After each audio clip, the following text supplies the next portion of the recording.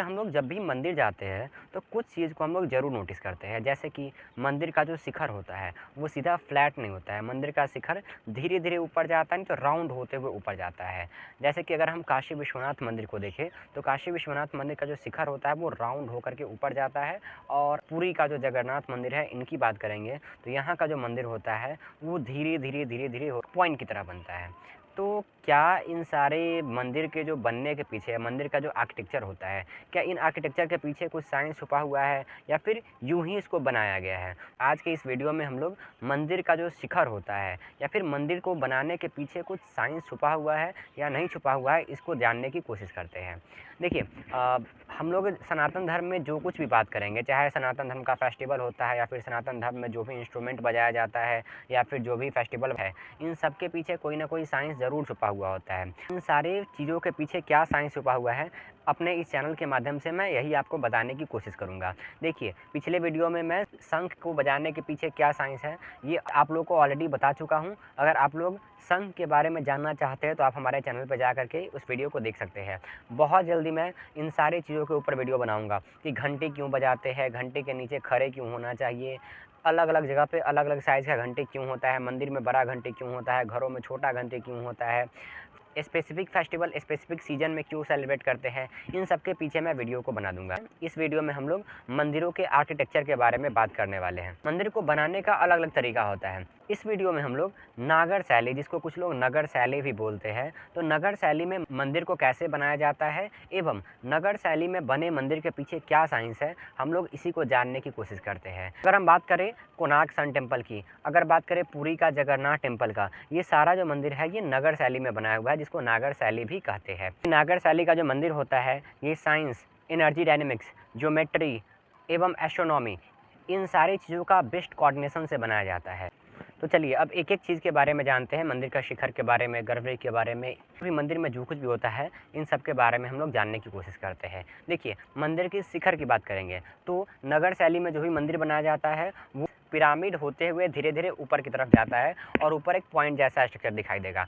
मंदिर का जो शिखर होता है काफ़ी लंबा स्ट्रक्चर होता है, जिसको गर्भगृह के जस्ट ऊपर बनाते हैं। मंदिर का जो शिखर होता है वो उसको इस तरीके से डिज़ाइन किया जाता है कि वो सही से स्पेस से जो भी कॉस्मिक एनर्जी आ रहा है इन सबको एब्जॉर्ब करे और इन सबको एम्पलीफाई करके नीचे पहुंचाए। अगर हम लोग मंदिर के गर्भगृह की बात करते हैं तो मंदिर का जो गर्भगृह होता है काफ़ी छोटा, काफ़ी डार्क रूम होता है। इसको काफ़ी हद तक सोच समझ कर बनाया जाता है। ये अर्थ का ज्योग्राफी और अर्थ के मैग्नेटिक फील्ड को बढ़िया से ध्यान दे करके फिर इन जगहों को चूज़ किया जाता है। और गर्भगृह में जहाँ पे भी मूर्ति को रखा जाता है तो मूर्ति के जस्ट नीचे या तो कॉपर का और नहीं तो मेटल का प्लेट रखा जाता है। जो मेटल प्लेट होता है ये अर्थ का मैग्नेटिक एनर्जी को एब्जॉर्ब करता है और इसको रेडिएट करता है।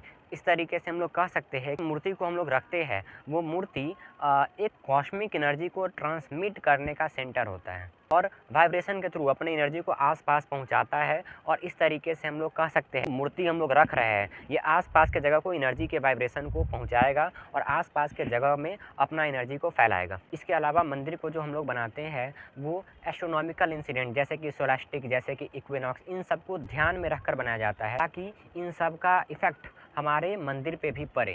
जब भी मंदिर को बनाया जाता है तो मंदिर को हमेशा ईस्ट की तरफ बनाया जाता है ताकि जब भी सनराइज हो तो सन का फर्स्ट रे मंदिर की तरफ आए और गर्भगृह में रखा हुआ स्टैचू तक पहुँचे, ताकि स्टैचू में भी वो सारा एनर्जी का फ्लो हो सके।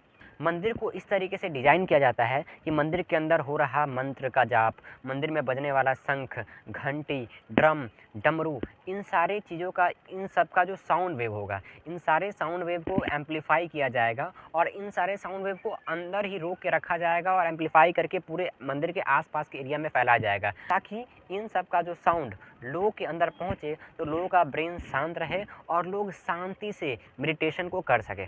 मंदिर में जो भी मूर्ति बनाया जाता है तो मूर्ति को पत्थरों से बनाते हैं। इन पत्थरों को ऐसे ही चूज़ नहीं कर लिया जाता है, इन पत्थरों को भी काफ़ी सोच समझ कर, काफ़ी हद तक अलग अलग चीज़ों को ध्यान में रख कर के किया जाता है जो कि अलग अलग तरीके के एनर्जी को एब्जॉर्ब करे और इन सारे एनर्जी को बाहर ना निकलने दे, धीरे धीरे आसपास के एरिया तक अपने एनर्जी को फैलाए। ऐसा पत्थर को चूज़ करके फिर ही किसी भी स्टैचू को बनाया जाता है। मंदिर के अंदर आपको अलग-अलग शेप देखने को मिलेगा। इन सारे शेप को ऐसे ही चूज़ नहीं किया जाता है। इन सारे शेप को ध्यान में रख कर के बनाया जाता है, जो इंसानों के ब्रेन के लिए या फिर इंसानों के लाइफ़ में कुछ पॉजिटिव इम्पैक्ट करे, ऐसा ही शेप को चूज़ करके और फिर मंदिर को बनाया जाता है। अब मंदिर को जब भी बनाया जाता है, तो ये वास्तुशास्त्र को ध्यान में रख कर के बनाया जाता है और वो इस तरीके से बनाया जाता है कि जो 5 एलिमेंट होता है, इन सब के साथ अच्छे से कोऑर्डिनेट करे और इन सब के एनर्जी को मेंटेन करके रख सके। इसके अलावा वहाँ पे जो भी एनर्जी हो, उसको इस तरीके से फ्लो करवाए कि वो इंसान के लाइफ पे या फिर इंसान के साइकोलॉजी पे कुछ पॉजिटिव इम्पैक्ट डाले, वहाँ से सारे नेगेटिविटी को दूर करे। तो इस तरीके से हम लोग कह सकते हैं कि जो टेम्पल जो बनाया जाता है, वो ऐसे ही नहीं बनाया जाता है, काफ़ी कुछ ध्यान में रख कर के ही बनाया जाता है। आई होप आप लोगों को वीडियो पसंद आया होगा। मिलते हैं हम लोग नेक्स्ट वीडियो में कुछ नए के मंदिरों एवं नए तरीके के चीज़ों के साथ। तब तक के लिए बाय बाय। हर हर महादेव।